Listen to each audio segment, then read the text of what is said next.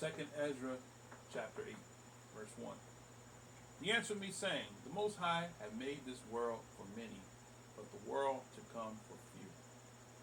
I will tell thee a similitude, Ezra, as when thou hast asked the earth, it shall say unto thee that it giveth much mold, whereof earthen vessels are made, but little dust that gold cometh of thee. Even so is the course of this present world. There be many created, but few shall be saved. So answered I and said, Swallow then down, O my soul, overstanding, and devour the wisdom. For thou hast agreed to give ear, and art willing to prophesy, for thou hast no longer space than only to live. O master, if thou shalt suffer not thy servant that we may pray before thee, and thou give a seed unto our heart, and culture to our understanding, that there may come fruit of it, how shall each man live that is corrupt, who beareth the place of a man? For thou art alone, and we all one workmanship of thine hands, like as thou hast said. For when the body is fashioned now in the mother's womb, and thou givest the members, thy creature is preserved in fire and water, and 9 months doth thy workmanship endure thy creature, which is created in her. But that which keepeth and is kept shall both be preserved, and when the time cometh, the womb preserved delivereth up the things that grew in it. For thou hast commanded out of the parts of the body, that is to say, out of the breast, milk to be given, which is the fruit of the breast, that the thing which is fashioned may be nourished for a time, till thou disposest it to thy mercy. Thou broughtest it up with thy righteousness, and nurturest it by thy law, and reformed it with thy judgment. And thou shalt mortify it as thy creature, and quicken it as thy work. If therefore thou shalt destroy him which with so great labor was fashioned, it is an easy thing to be ordained by the commandment, that the thing which was made might be preserved. Now therefore, Yahweh, I will speak touching man in general. Thou knowest best, but touching thy people, for those sake I am sorry. And for thine inheritance, for those cause I mourn, and for Yasharal, for whom I am heavy, and for Yaakov, for whose sake I am troubled. Therefore will I begin to pray before thee for myself and for them, for I see the falls of us that dwell in the land. But I have heard the swiftness of the judge which is to come.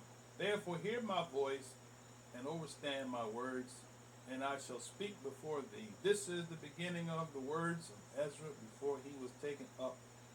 And I said, O Master, thou shalt that dwellest in everlastingness, which beholdest before above things in the heavens and in the air, whose throne is inestimable, whose esteem may not be comprehended, before whom the host of the angels stand with trembling, whose service is conversant in the wind and fire, whose word is true and sayings constant, whose commandments strong and ordinance fearful, who drieth up the depths, and indignation maketh the mountains to melt away, which the truth witnesseth.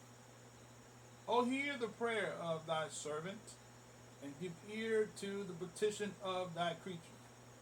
For while I live, I will speak, and so long as I have understanding, I will answer. O look not upon the sins of thy people, but on them which serve thee in truth. Regard not the wicked inventions of the heathen, but the desire of those that keep thy testimonies in afflictions. Think not upon those that have walked vainly before thee. But remember them which according to thy will have known thy fear. Let it not be thy will to destroy them which have lived like beasts, but look upon them that have clearly taught thy law. Take thou no indignation at them which are deemed worse than beasts, but love them that always put their trust in thy righteousness and esteem. For we and our fathers do languish of such diseases, but because of us sinners, thou shalt be called merciful. For if thou hast a desire to have mercy upon us, thou shalt be called merciful to us, namely, that have no works of righteousness. For the just, which have many good works laid up with thee, shall out of their own deeds receive reward. For what is man that thou shouldst take pleasure at him, or what is a corruptible generation that thou shouldst be so bitter towards it? For in truth them is no man among them that be born, but he hath dealt wickedly, and among the faithful there is none which hath not done amiss. For in this, O Yah, thy righteousness and thy goodness shall be declared, if thou be merciful unto them which have not the confidence of good works. Then answered he me and said, some things hast thou spoken aright, and according unto thy words it shall be. For indeed I will not think on the disposition of them which have sinned before death, before judgment, before destruction. But I will rejoice over the disposition of the righteous, and I will remember also their pilgrimage, and the salvation, and the reward that they shall have. Like as I have spoken now, so shall it come to pass. For as the husbandman soweth much seed upon the ground, and planteth many trees, and yet the thing that is sown good in its season come not up, neither doth all that is planted take root, even so is it of them that are sown in the world, they shall not all be saved. I answered then and said, if I have found favor, let me speak. Likewise, as the husbandman's seed perisheth, if it come not up, and receiveth not thy rain in due season, or if there come too much rain and corrupt it, even so perisheth man also which is formed with thy hands, and is called thine own image, because thou art like unto him, for whose sake thou hast made all things, and likened him unto the husbandman's seed. Be not wroth with us, but spare thy people, and have mercy upon thy own inheritance, for thou art merciful unto thy creature. Then he answered me, and said, things present are for the present, and things to come for such as to come. For thou comest far short that thou should be able to love my creature more than I.